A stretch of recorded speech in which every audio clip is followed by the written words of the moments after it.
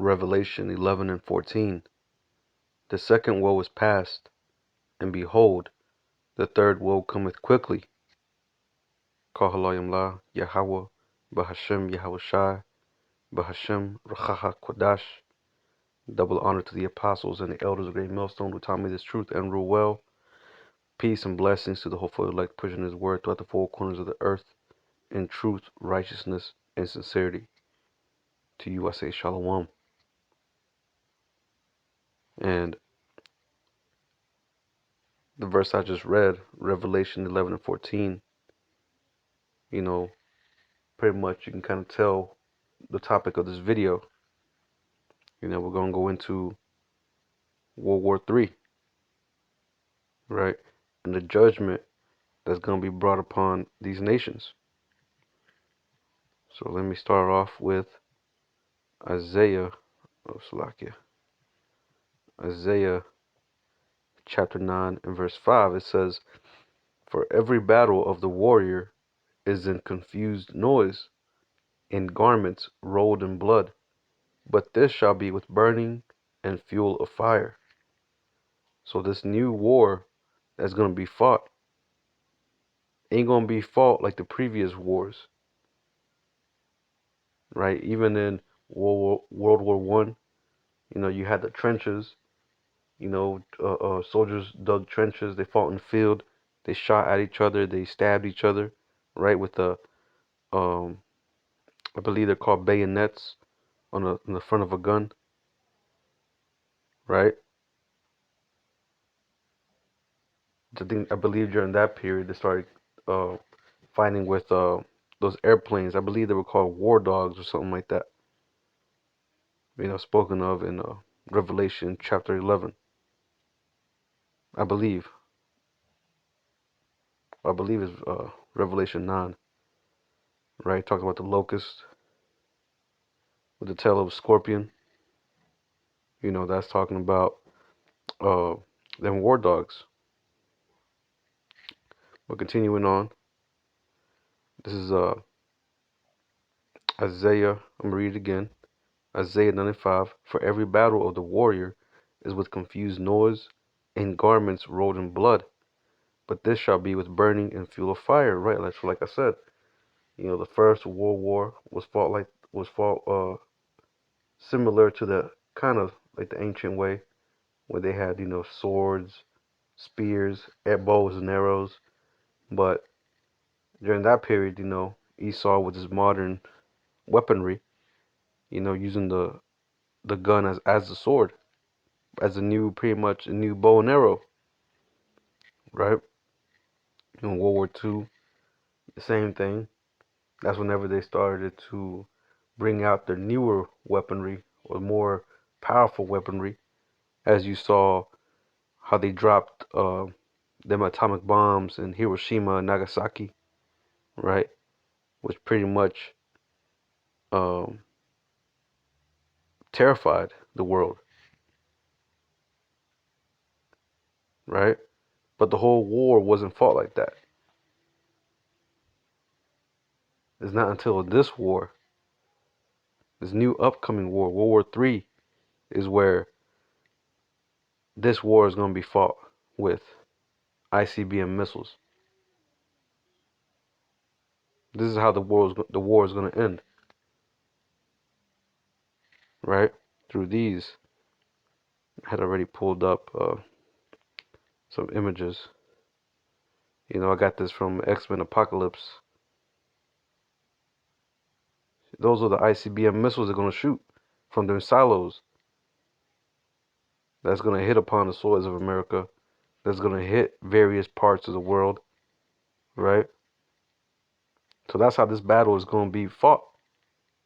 Of course, they're going to send out their troops and shit, but ultimately, this is like the last resort, pretty much. They're pretty much how would you call it? I guess you could say they're instant KO.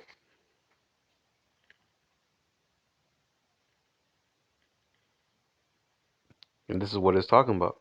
This is how this war is going to be fought. Because all these countries, they're getting their military budget up. They're increasing their nuclear capability, creating new uh, missiles, hypersonic missiles. You know, North Korea is getting their armaments up. China is digging, I don't know, 100 or 1,000 new silos. So I believe I read that somewhere a couple months ago. I believe it's 100 new silos that they're trying to make. Russia, you already know they got a boatload of missiles, and all these are going to be used. These ain't created for no reason. Like it says in the scriptures, the Most High creates the smith, right? And you best believe these missiles are going to be used in this upcoming war, which is the war to end all wars. So now, let's go to Joel chapter 3 and verse 1. It says, "For behold, in those days and in that time, when I shall bring again the captivity of Judah and Jerusalem, I will also gather all nations." So it's saying at the end, right? It's pretty much at the end of our captivity, when the Most High pulls back, right? Pulls back that captivity, pulls back, starts to pull back the curses.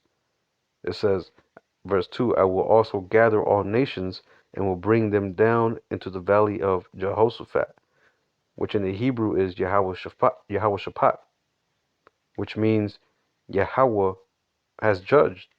So this is a valley that Yahweh has judged, right? It says, "I will gather all nations and will bring them down into the valley of Jehoshaphat, and will plead with him there for my people and for my heritage Israel, whom they have scattered among the nations and parted my lands." So he's going to gather all the nations, all the militaries of all these nations, to go down there to the valley of Jehoshaphat, which which is going to take place around Syria, Iran, right? And that's where the Most High is going to end up wiping out this military, all these, the whole world's military, all these nations' military. And we're going to get how right now. We're going to get it here in a minute. In Zephaniah 3, Salaki. This is Zephaniah 3, and I'm going to start at 8. It says, "Therefore wait ye upon me, said Yahweh, until the day that I rise up to the prey." Let me read this again, Salaki. Zephaniah 3 and 8. "Therefore wait ye upon me, saith Yahweh, until the day that I rise up to the prey. For my determination is to gather the nations, that I may assemble the kingdoms, to pour upon them mine indignation, even all my fierce anger. For all the earth shall be devoured in the fire of my jealousy." Right, so they're going to be devoured by fire, man. The Most High is going to send Yahweh Shah to pretty much plead for his people Israel, but he ain't coming begging, man. He's coming to destroy. He's coming to judge. That's how he's coming to plead, man. He's going to plead by fire. Yahweh Shai is bringing the sword, man. Right? For what? For what these nations have done unto his people. Slavery, right? Chattel slavery, all the genocide and atrocities they committed to our people, keeping us under subjection, treating us like shit. Well, they're gonna have to pay for all that, man. So let me read this again. Zephaniah 3 and 8. "Therefore wait ye upon me, saith Yahweh, until the day that I rise up to the prey. For my determination is to gather the nations." So this is the Most High's determination. This is the whole point. Is to gather these nations to World War III, so that he can judge them. That's why it's called Yahweh Shaphat. Because there he's going to judge these nations. It says, that I may assemble the kingdoms to pour upon them mine indignation, even all my fierce anger, for all the earth shall be devoured in the fire of my jealousy. Right, so when the chariots come up, when Yahushua and his thousands of angels come up, they're bringing fire, man. They're bringing destruction. That fire is gonna be part is gonna be them laser beams that come off them chariots, and the other part is gonna be through the ICBM missiles that we just mentioned, right? So from here, let's go to Second Thessalonians chapter 2, and I'm gonna start at verse 7. It says, "For the mystery of iniquity doth already work; only he who now letteth will let until he be taken out of the way." So the Most High is letting Esau have his way with us, and not really with us, the elect, because the elect are gonna be taken care of, but mainly 2/3. But for the longest period of time, it has been a mystery as far as who is responsible for all the wickedness that's happening on the earth. And now we know, Esau, man. Esau is behind any kind of treachery, any kind of wickedness, you know, all the kidnappings, all the um pretty much all the degeneration of the people's minds, the lack of morality, all that stems from Esau and how he has governed the world, and what he influences to the world, right? By the means uh, of his sorceries and witchcraft. So this is Second Thessalonians 2:7. For the mystery of iniquity doth already work; only he who now letteth would let until he be taken out of the way. Right? And who is he? Who is he that's letting? The Most High. So like I said, this is the plan of the Most High to have this dude do this. Like we said multiple times, we fell off, so we had to pay the price. Esau is the Most High sword. I believe it says it in Psalm 17. Let me see if I can find it. I believe it's Psalm 17 and 4. No, it ain't that one.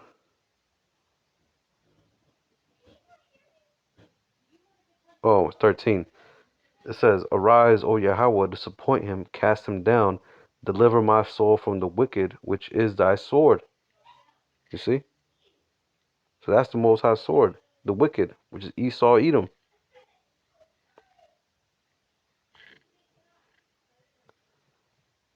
Because most people, they have a,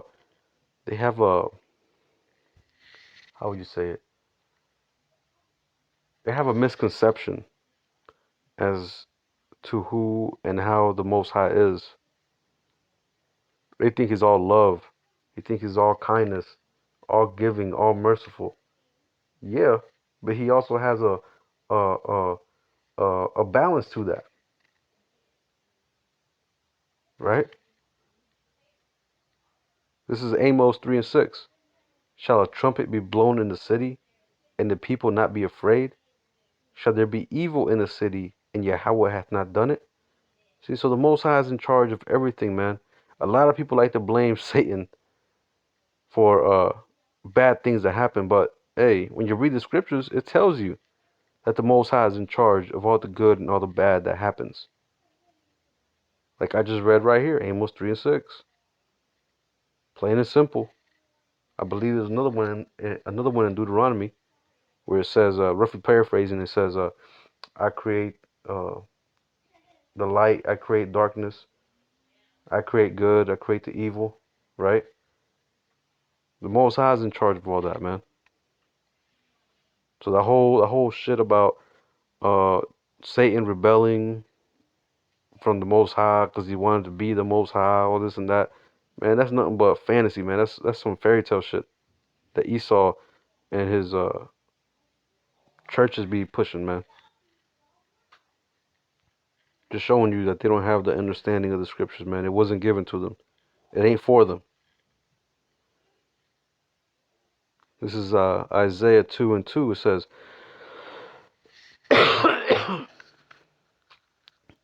because ultimately, once this man goes down, once he gets destroyed, all these nations get put into subjection, there's going to be no more war, as it's going to go into right here, Isaiah 2:2.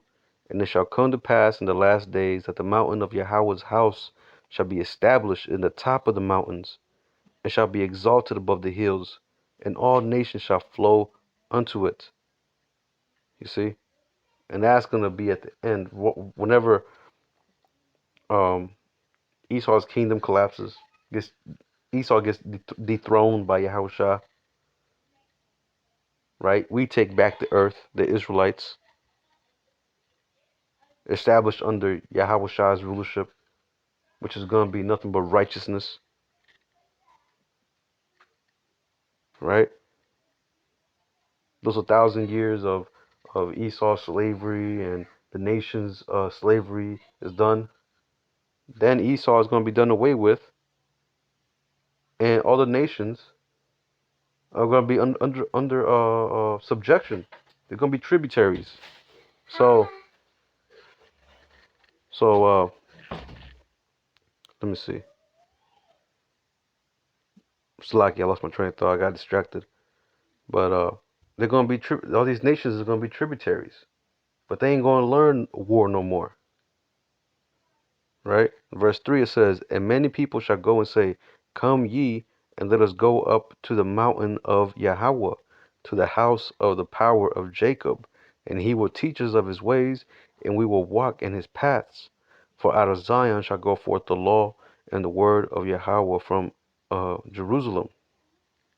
Right? All these nations are going to be coming up unto us for wisdom, for how to conduct themselves. They're going to try to learn of our ways because they're going to see the light within us, man. They're going to see how we rule and the power that we have, and they're gonna want some of that, man. They're gonna want to do live like how we live, just like how people nowadays they want to live just like Esau lives. Well, everybody's gonna want to live like how we live, man. Everybody. Esau had his turn. Now it's our turn, and we're gonna show him how to really rule the earth, how to really rule the universe, right? Verse 4 says, and he shall judge among the nations, and shall rebuke many people, and they shall beat their swords into plowshares, and their spears into pruning hooks. Nation shall not lift up sword against nation, neither shall they learn war anymore. That's right, man. All the weapons that they have, or weaponry, tanks, all that is going to be dismantled. And they're going to reuse all that for agriculture, right? But hey, it says right here they should learn war no more. They should learn war anymore.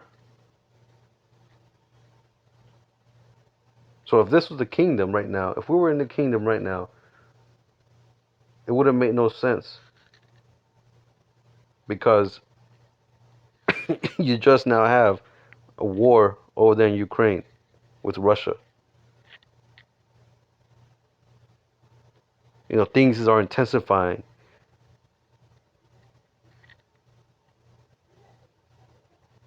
You have guns all over the place. People killing each other. That's not going to be happening in the kingdom. At least in amongst in Israel. That's definitely not going to be seen. People dying, people getting raped, robbed, murdered, all that. That ain't gonna be happening in Israel.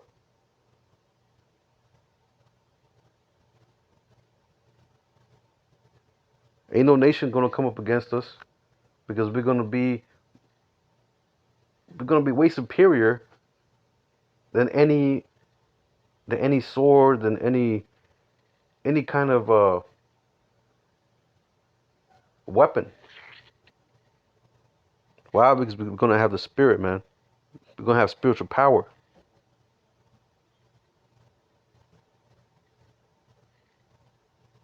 So they ain't gonna have no chance anyway. But that's the reason why they ain't gonna learn war no more, man. Because they ain't gonna have no chance.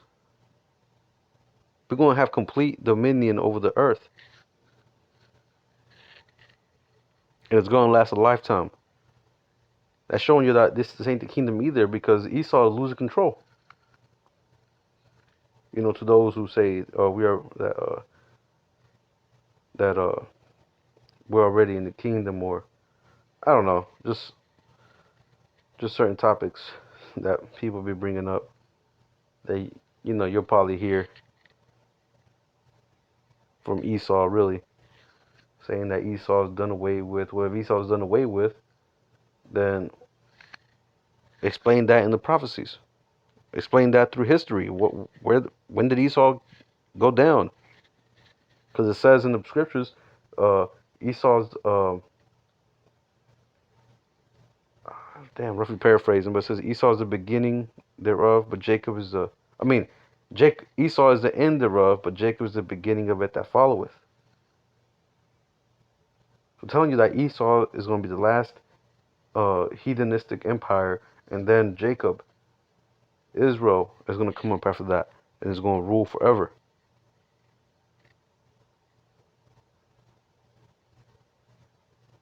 Just further showing you that, hey, man, these people out here that proclaim themselves to be, pastors or prophets, they're really false prophets sent to uh, lead some of the 2/3 astray.